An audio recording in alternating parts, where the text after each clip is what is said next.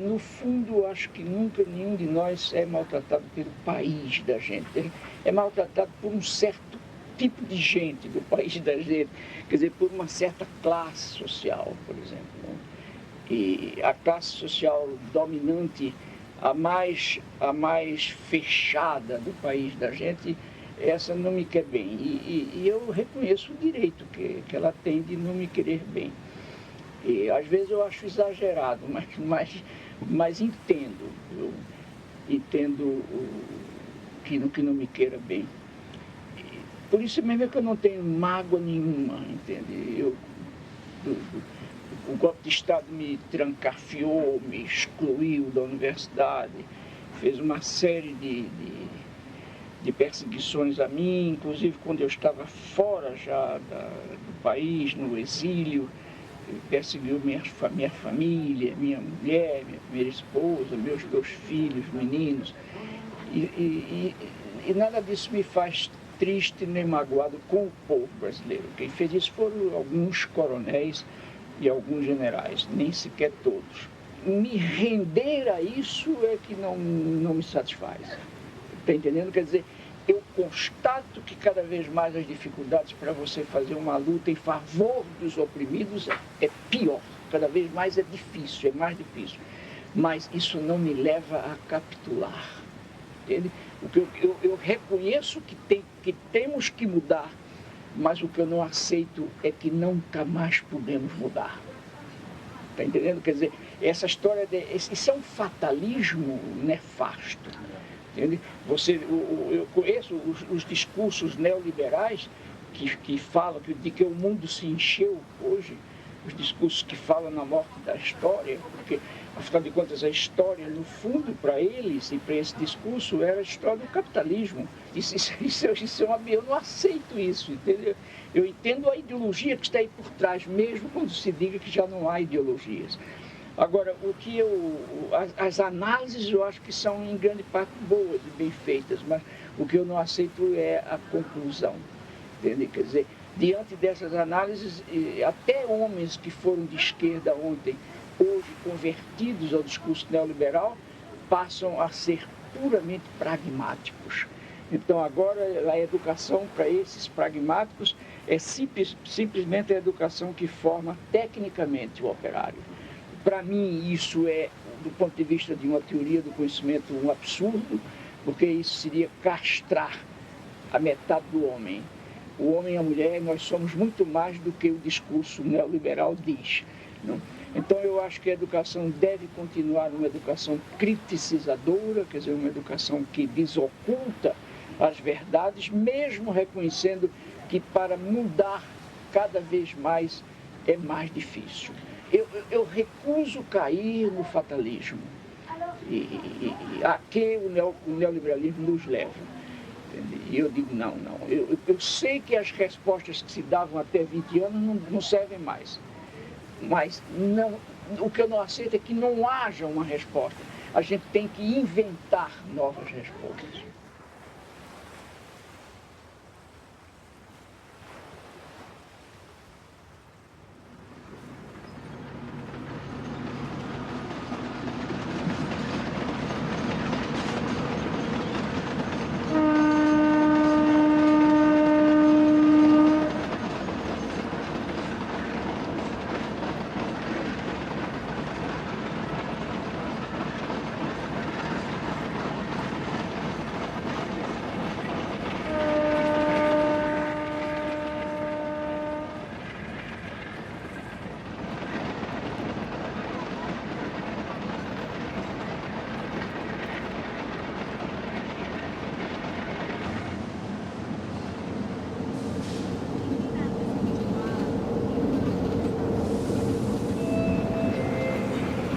Estação Jardim Romano.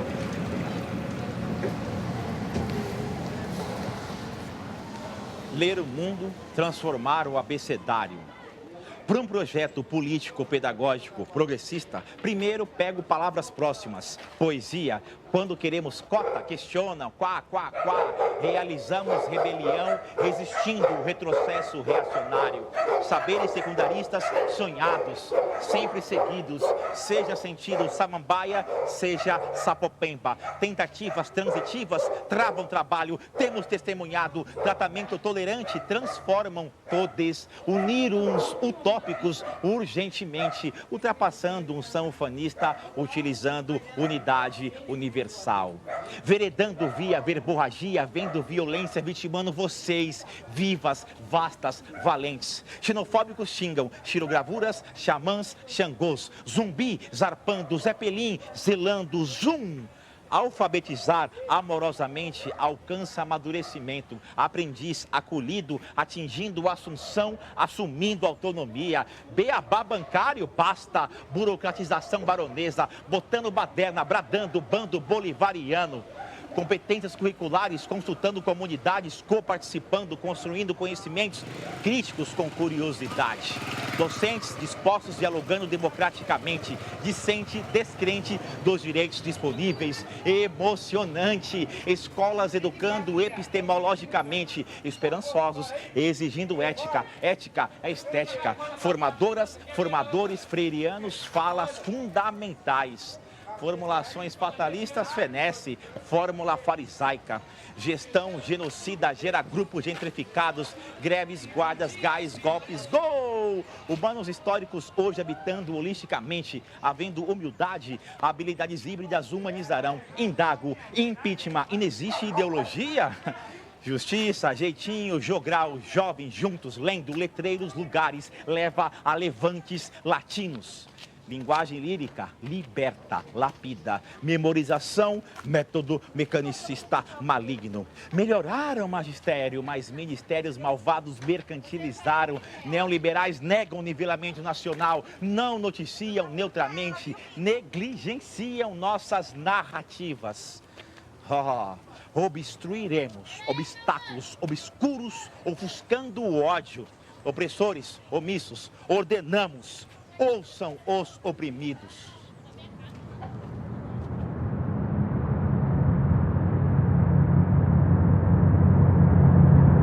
Eu sou um artista que nasceu no estado de Pernambuco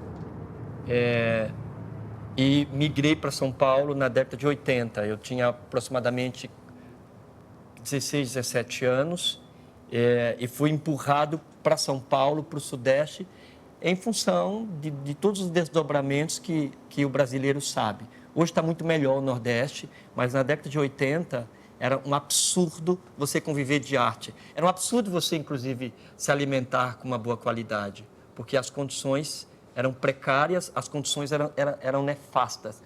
Nefasta no sentido político, onde o poder central ignorava propositadamente aquela região. Então, eu faço parte desse caldo de migração que veio em 89, 90, mas também vim para estudar, porque eu era curioso na minha cidade. Era uma cidade que tinha muitos padres das comunidades eclesiais de base, padres muito progressistas que chegaram na minha cidade, que era uma cidade mais pobre do estado, talvez uma das mais, que se chama Tacaimbó, no agreste de Pernambuco. E aí eu convivi com esses padres, com essas freiras, gente ligada a Dom Helder Câmara, gente que falava de política na igreja, não política partidária, mas política como um acervo da vida. O pensamento, tudo é política, né? O café da manhã que você toma é política, as discussões que você tem com amigo são discussões políticas, as discussões que você tem na família. A política é fundamental para o ser humano se entender neste mundo em que vive, inclusive para se entender e para interferir neste mundo. Como dizia Paulo Freire, né? Não basta só saber ler a escrita, tem que saber ler o mundo, que através da leitura de mundo é que você interfere na vida. Então, na verdade, a pedagogia do oprimido estava um pouco nessa cidade onde eu nasci. Muita gente já gostava de Paulo Freire, todos esses padres, todas essas freiras, inclusive eram educadores e trabalhavam, na época, EJA, a escola para adulto, e eu convivi com tudo isso. Eu era muito jovem, mas muito inquieto. E aí a tempestade me trouxe para São Paulo, comecei a fazer teatro.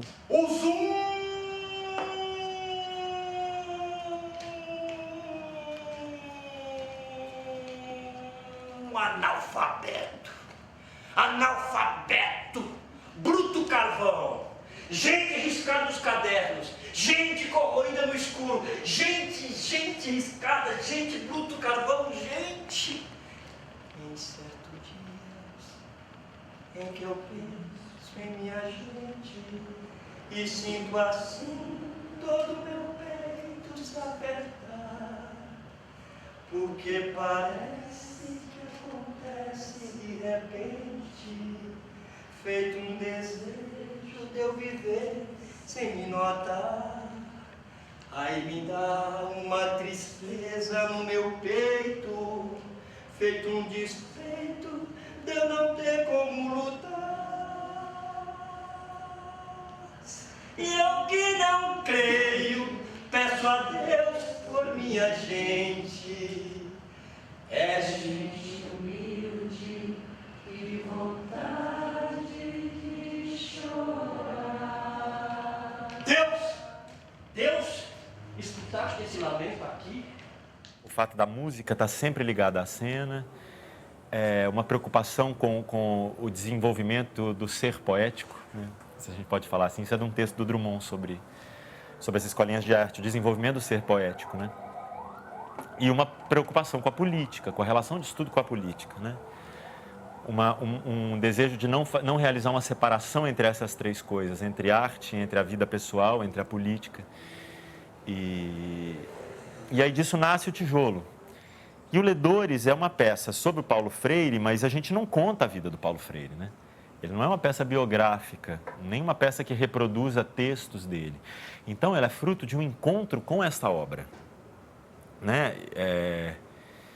E mais, não com um método, mas com uma ética, que eu acho que é a grande chave do trabalho dele, é uma ética de aproximação com o outro, de aproximação com a cultura do outro, com conhecimento de determinadas comunidades, levando a sério o conhecimento das pessoas, o conhecimento das regiões. Então, é esse o ponto que nos interessa, né? Havia uma outra provocação no mundo em que existe como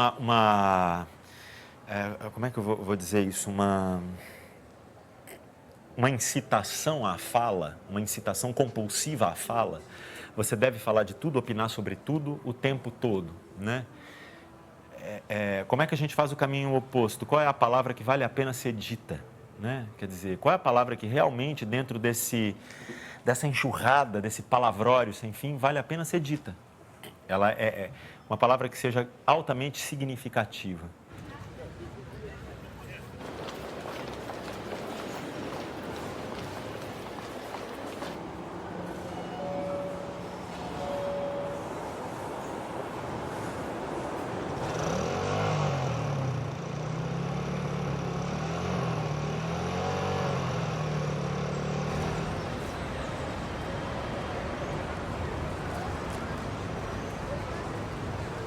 A frase educação pela arte. E precisamente pelo seguinte, porque é uma redundância, quer dizer, a educação é em si artística. E a arte, quando ela desafia a curiosidade estética, o gosto da boniteza, ela é altamente pedagógica, entende? É interessante porque há umas relações, precisamente porque são relações que se realizam no corpo da natureza do ser da prática educativa e que fazem com que as duas coisas que se relacionam sejam, ora, um caminho da educação, ora, um caminho de si mesma. Entende? Quer dizer, a educação vira caminho também. Por exemplo, a educação e a política. A educação é tão política quanto a prática política é pedagógica. E quando alguém vem e diz, e a especificidade? Eu digo, olha, eu ando à procura de um sujeito que acha a especificidade absoluta da educação. Eu não achei ainda, e tenho procurado muito. O silêncio não é o contrário da palavra. O silêncio é a matriz da palavra. Talhada pelo silêncio, mais significado a palavra possui.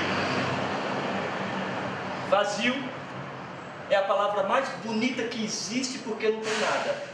Fome, a mais feia, cheia de nossas maldades. Esse momento da grande beleza da educação, sabe? Esse momento em que a palavra é um ato de amor, que a palavra é um ato de reivindicação, que a palavra é um ato de revolta, de amor porque você precisa de mais uma ferramenta para expressar aquele amor, de revolta porque você precisa de arma para expressar aquela revolta, né? Tem uma entrevista lindíssima do Patativa, eu não sei se o Dinho falou, que também acho que sintetiza muito. É uma entrevista que a gente reproduz ela quase que na íntegra no espetáculo, em que ele conta a primeira vez que ele ouviu uma mulher ler um folheto de cordel para ele. E o destino nos pega, não nos solta jamais, nunca mais, nunca mais. O passarinho, Aquelas aves coitadas, com as suas pernas quebradas por minhas cruéis baladas, perdiam até seus ninhos. Estas causas recordando, eu fico triste pensando que agora é que eu estou pagando as pernas dos passarinhos.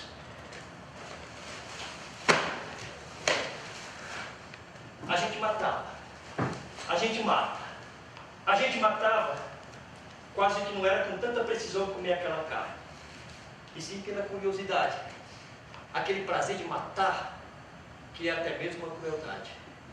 Mas a gente mesmo não queria saber daquilo não. Só queria saber se era cabra macho, se era cabra homem, e mata! Mata. Nesse momento, quinta-feira, nesse estado brasileiro, 2 mulheres foram assassinadas. E mata.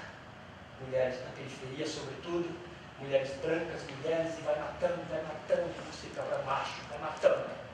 E mata. E mata também.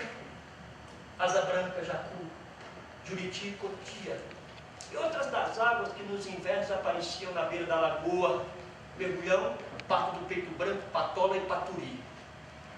Mas depois que eu comecei a criar pena, veio aquele pensamento que aquilo era mesmo uma crueldade, e comecei a criar pena, coisa de pássaros. Eu passei minha infância em grande pobreza, mas uma infância alegre e cheia de beleza.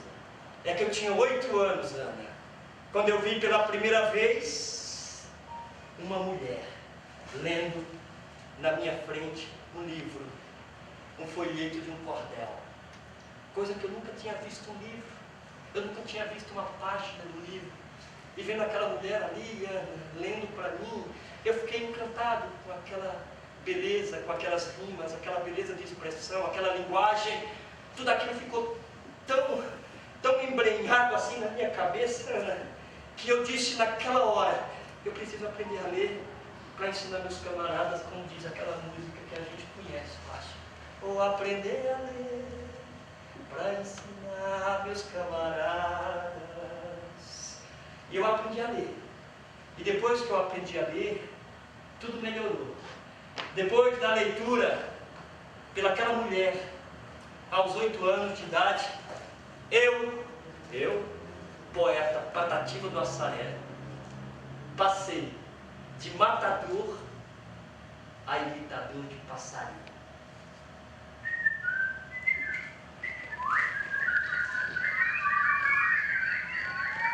Bonito, mais forte que bonito. Então, quer dizer, esse salto que ele propõe aí, essa profunda crença, né? Ele é um humanista. Quando ele fala isso, ele é um humanista, né? A gente pode concordar ou não, mas assim, que a cultura tenha esse poder de civilizatório todo, mas mesmo assim é de uma beleza, né? através do contato com a poesia, você passa de matador a imitador de passarinho. É o valor supremo da cultura, da literatura, da música. É isso que a gente acredita.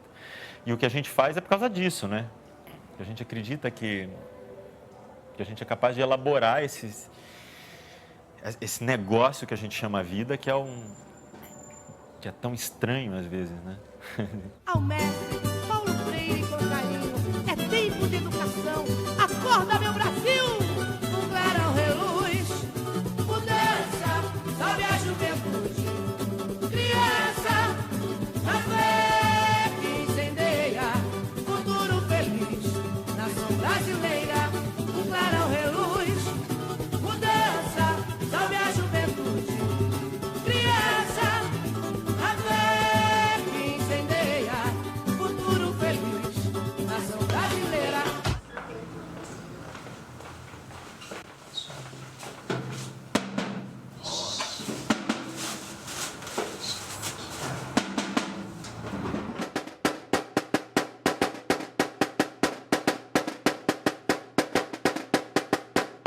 Chega.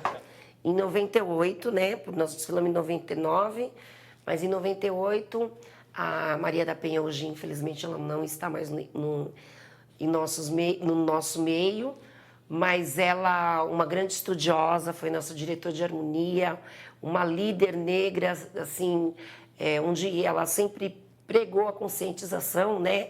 E a educação. Então, ela, como uma grande estudiosa, professora, então ela sugeriu, né, para que a Leandro de Itaquera trouxesse o tema, né, de enredo, falando do grande Paulo Freire, e que foi um sucesso, né?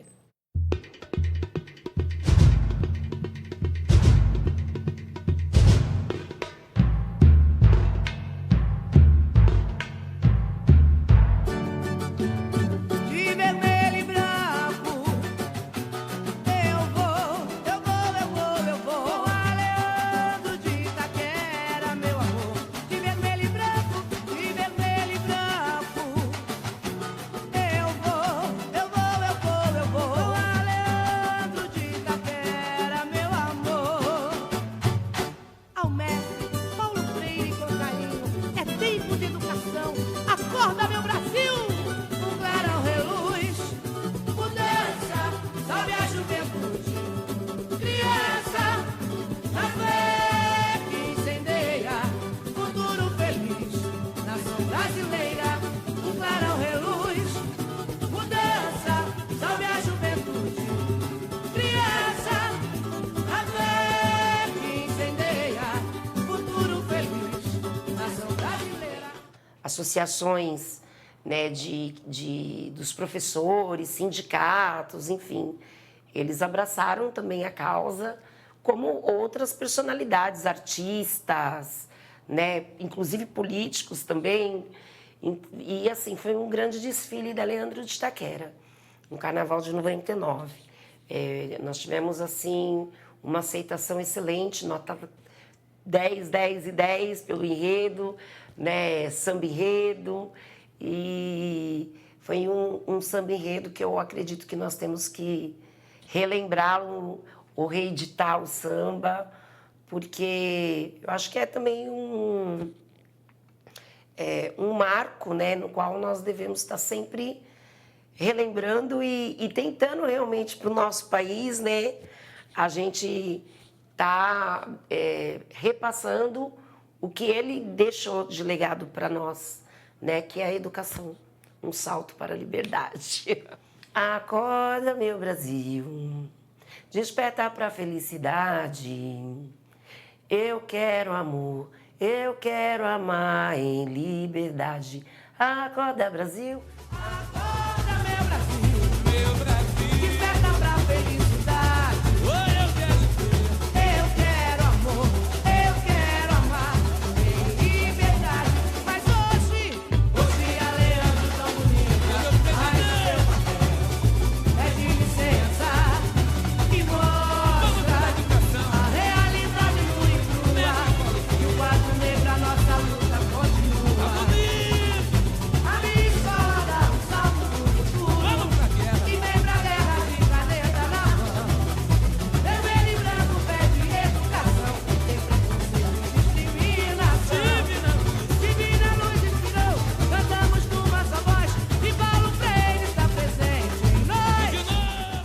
cada um canta esse samba como se estivesse se manifestando.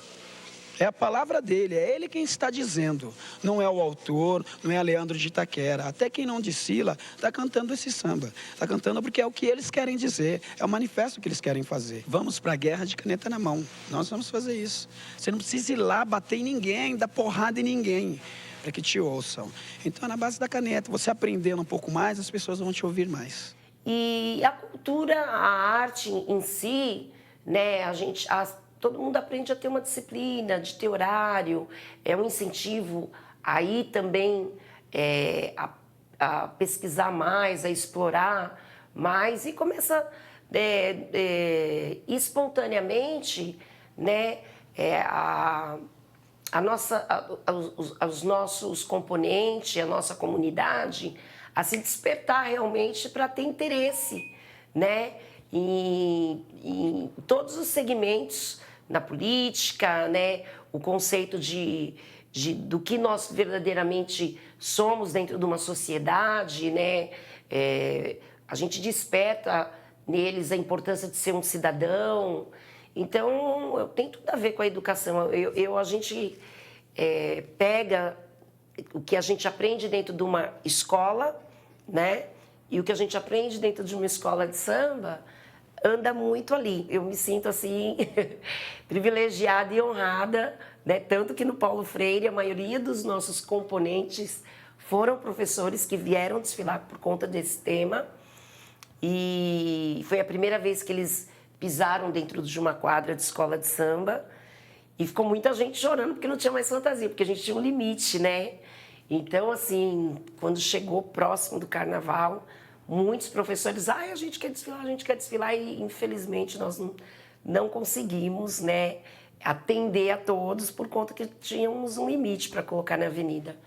Mas abriu muitas portas, muito caminho.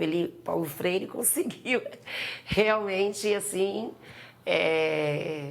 ele era um visionário, né? E conseguiu, pelo menos, a gente contando a história dele com o tema, viu o quanto ele ainda é vivo, né?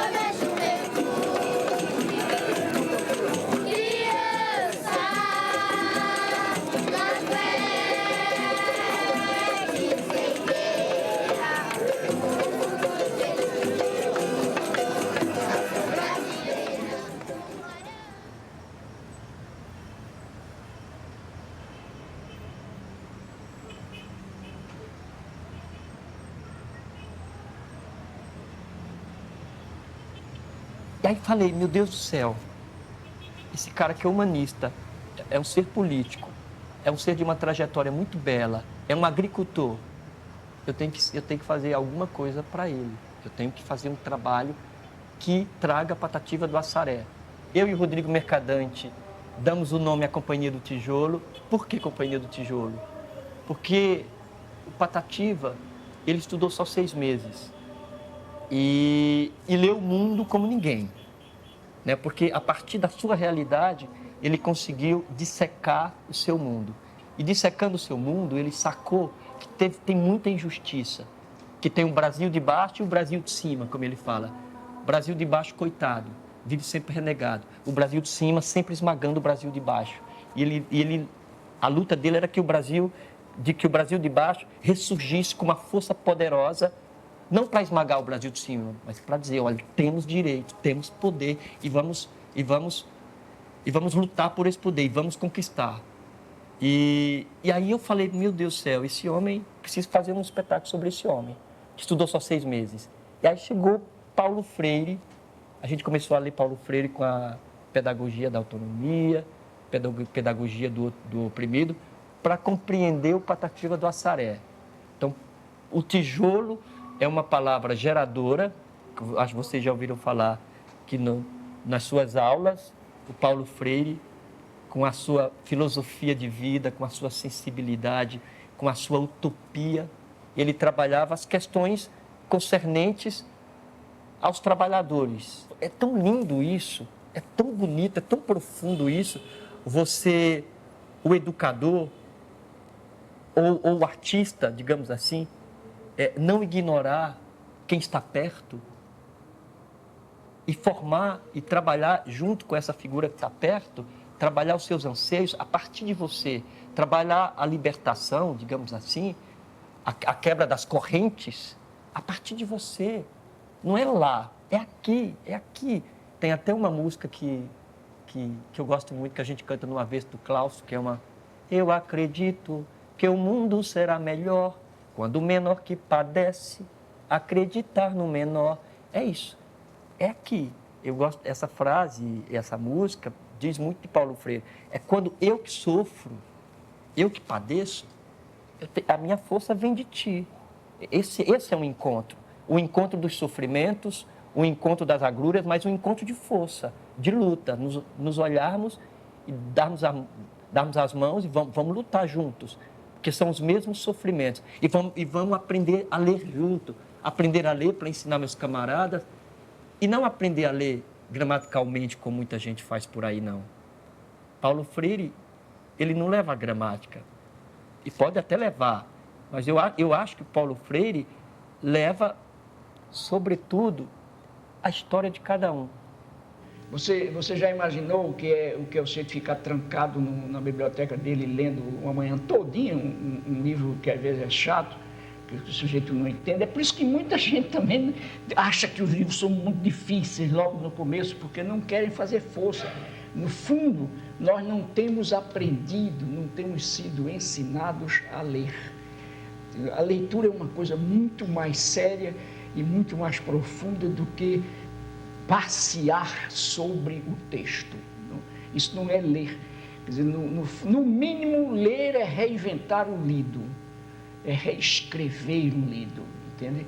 Quer dizer, eu preciso assumir a compreensão. Outra coisa que as escolas também no ensinam errado, elas ensinam que a tarefa do estudante é descobrir no texto a compreensão dele que o autor deixou metida entre a página 10 e a página 11.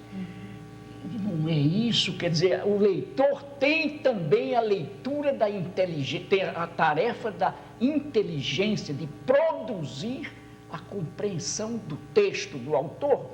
Nesse sentido, o leitor é um coautor do autor. Entende? Quer dizer, isso não significa que o leitor tenha uma ilimitada liberdade, que na produção da inteligência do texto ele desvirtue o texto. Não, mas se ele parte para um comportamento estritamente obediente ao escritor, ele não prossegue como leitor. Olha, eu começo a ouvir falar em Paulo Freire ainda lá em Catolé do Rocha, né? Tinha um sindicato rural dos trabalhadores rurais lá. Meu pai era trabalhador rural sem terra, né? Um meieiro, trabalhava na terra alheia. Meu irmão, Luiz Gonzaga, que hoje é líder do movimento dos Sem Teto, movimento de moradia do centro de São Paulo, ele, em 69, foi preso por causa do movimento estudantil, foi preso 2 vezes.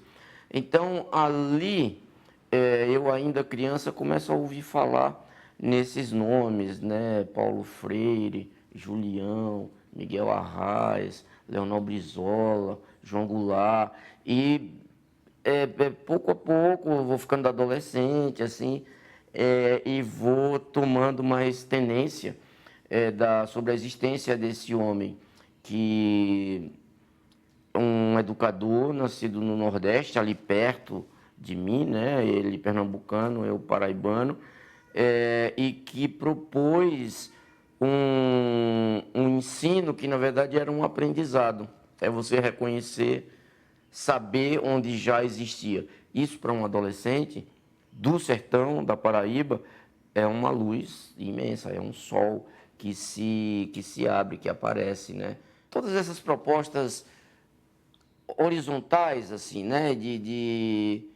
Eu acho que o teatro de Boal, né? A pedagogia de Paulo Freire,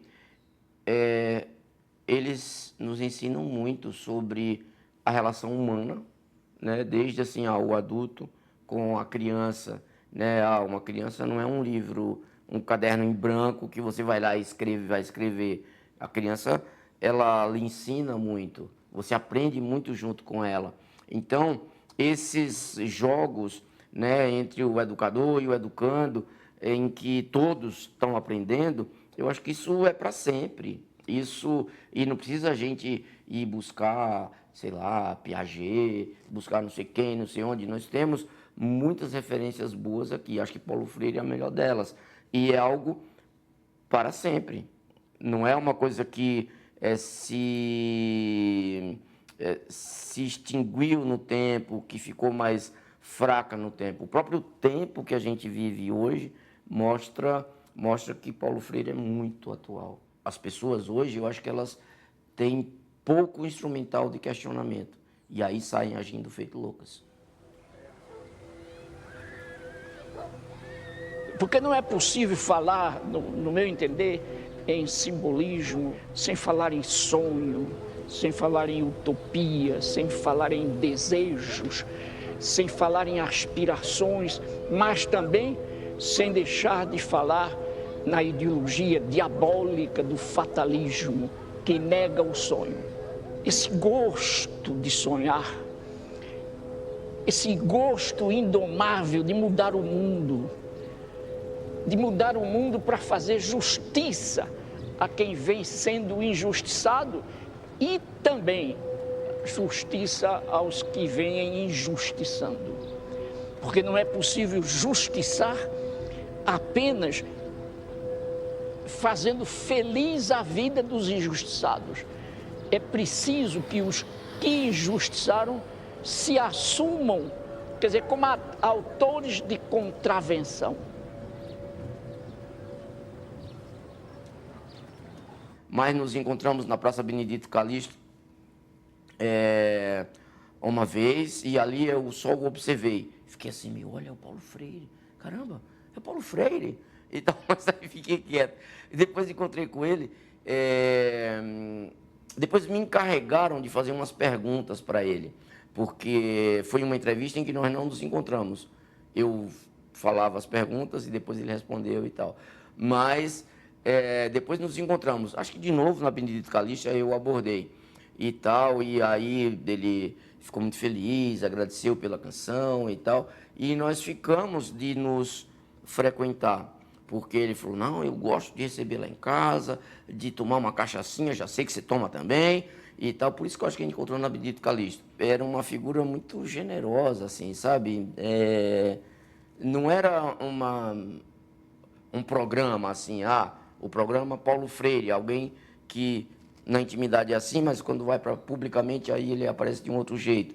Era uma figura realmente generosa, aberta a aprender sempre, né, com muita humildade, mas uma humildade que tem a ver com o desejo vivo, o interesse pelo outro, olhar sempre mesmo para o outro e de querer aprender com o outro, de querer trocar e tal.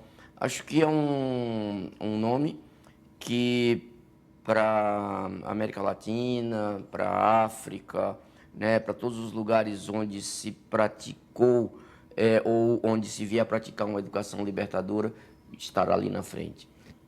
Eu estou contigo, você está comigo, eu tenho uma história, você também tem outra, ou seja, ninguém aqui é desigual, partindo do ponto de vista que ninguém aqui é desigual. Claro que você tem as experiências, são válidas as experiências, mas não há desigualdade. Tu tem um acervo de história e eu também tenho. E eu como educador popular, eu vou lidar com essa história, vou trabalhar contigo. É a mesma coisa do teatro. Quando a gente fez o Ledores no Breu, a gente partiu do ponto que é uma grande conversa com quem está próximo da gente. Tem gente que pega bike, vem para o tijolo, vem assistir o espetáculo, vem de carro, vem de ônibus. É gente que vem e com as suas subjetividades. Como que eu vou ignorar essa gente que está próxima de mim? Qual o sentido do teatro ignorar? Do teatro criar uma quarta parede com relação a Paulo Freire? Paulo Freire rasga qualquer parede. Paulo Freire é de olho, é contato. É eu e você nesse pensamento de adquirirmos juntos essa possibilidade de sairmos da casca do ovo. O pinto prisioneiro, para sair do cativeiro, deve bastante a lutar. Bate o bico, tico-tico, para poder se libertar. O trabalhador brasileiro é um pinto prisioneiro que está dentro do ovo. E para ele se libertar, ele precisa ser operário dentro do ovo. Ele precisa cutucar, ele precisa forçar esse ovo para se libertar. Então, pensando nisso, a gente construiu o tijolo, sobretudo nesse pensamento e na vida do Patativa do Assaré, e principalmente nas concepções e nas práticas desse grande educador, desse grande humanista, filósofo, artista, que eu também sinto Paulo Freire, ele tem ares de artista. Tu olha para ele, o olho dele brilha, ele se inflama ao dizer, ele sabe conduzir a palestra, ele sabe conduzir um professor, ele sabe ser maestro, mas ele não é maior que ninguém ali. Então é uma figura, é uma artista da vida, Paulo Freire. Papel do teatro, e aqui eu ponho do teatro, da poesia, também, de tudo, da poesia no sentido amplo, tá? Então, é uma espécie de luta contra a indiferença. Porque tudo no cotidiano e na vida da gente nos propõe a indiferença. Até mesmo quando a gente luta e fala pelas diferenças, a gente categoriza as diferenças. Então, são as mulheres, são os LGBTs, a gente trabalha com modelos. A arte propõe, eu acho, você deixar a tua pele mais fina, enquanto toda a sociedade propõe que você crie casca. Você precisa criar casca, você precisa vencer, você precisa ser competente, você não pode errar, você não pode mentir. E a arte fala que você pode. Você não só pode, como você vai fazer. E como isso é a maioria das coisas da vida, é isso, né? Você não pode dizer não sei. Você não pode dizer não sei, né? Tem um filme do Godard que é maravilhoso, chama Alphaville, que ele fala que mostra, é uma espécie de Big Brother gigante, que ele acompanha a vida de uma sociedade e que para ele mostrar como a dominação desse computador exercida sobre as pessoas, ele fala, ele elimina o porquê da pergunta e só permite a existência do porquê da resposta. Eu acho que a gente vive nesse momento. Só as respostas estão dadas. Fazer as perguntas necessárias é muito difícil, né? Tem um textinho do Ilo, desse diretor da gente, que ele fala sobre o não sei e que eu vou tentar repetir de cabeça. Talvez eu erre, mas ele diz que quando eu tenho coragem de dizer não sei, eu estou me libertando de alguma coisa. Porque eu estou entrando em contato com um espaço imenso, que é o espaço do infinito. Porque infinito é justamente tudo aquilo que eu não sei. Ele faz esse relato que ele conheceu uma figura chamada Joaquim. Joaquim tinha aproximadamente uns 50 anos. E o Joaquim, quando percebeu que estava escrevendo e que podia escrever o nome, o Joaquim deu uma gargalhada nervosa. Ele deu uma gargalhada tão profunda que quase não terminava. E o Paulo Freire fala assim, era como se estivesse sacudindo para fora do ombro uma pedra que há séculos e séculos repousava no Joaquim. E aí o Paulo Freire fala, eu olhava para Joaquim e dizia, Joaquim, o que há, Joaquim? O que há? E o Joaquim escreve a primeira palavra na vida dele, que é a palavra Nina. Nina. Quando ele escreve, como eu falei, ele fica emocionadíssimo, ele dá uma gargalhada nervosa e ele diz para o Paulo Freire, professor Paulo Freire, Nina é o nome de minha companheira, é o nome de minha mulher. Quer dizer, ele construiu um ato de amor, né? Isso é de uma grandeza, esse ato de amor, quando você aprende a ler, qual o primeiro nome que eu vou escrever? Né? Isso deve passar também na cabeça de alguém que está aprendendo. E ele escreve o nome da companheira, né? E é um ato, inclusive, amoroso, é um ato antimachista, inclusive, né? E a gente fala, são as condições ideais do amor. Se o mundo ficar pesado, eu vou pedir emprestado a palavra poesia.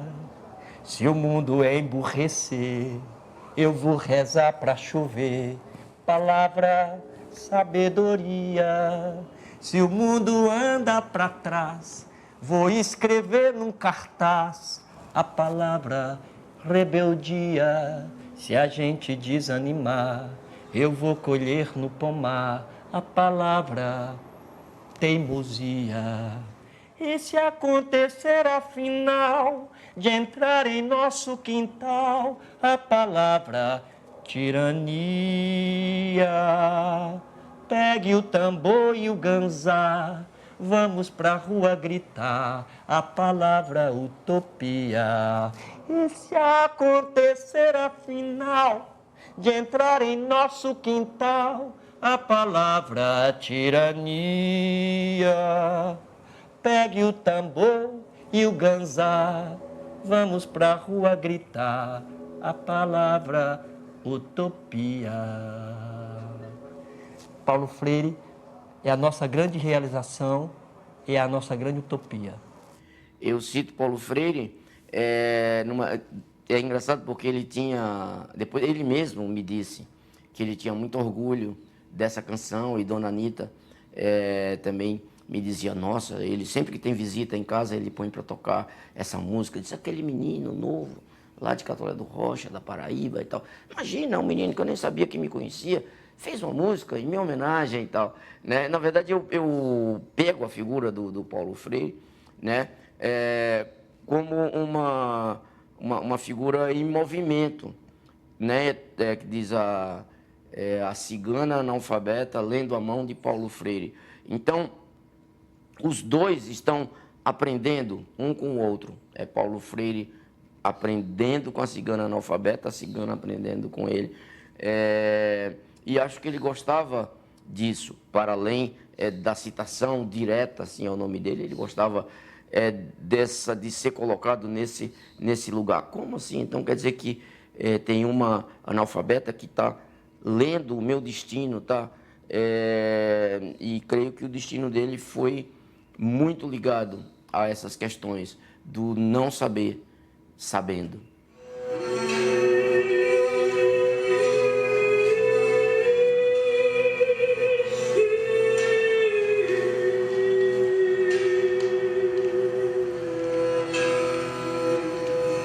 Os olhos tristes da fita rodando no gravador, a moça cozendo roupa com a linha do Equador, e a voz da santa dizendo, o que é que eu tô fazendo cá em cima desse andor?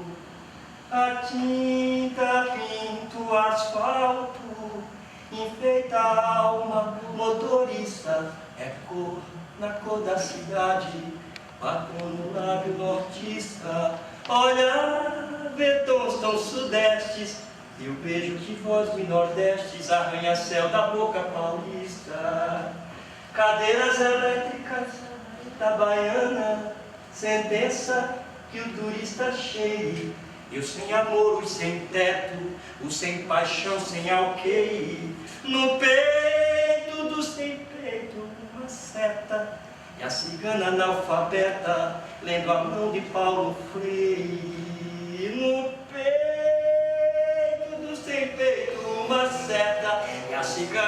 analfabeta, lendo a mão de Paulo Freire.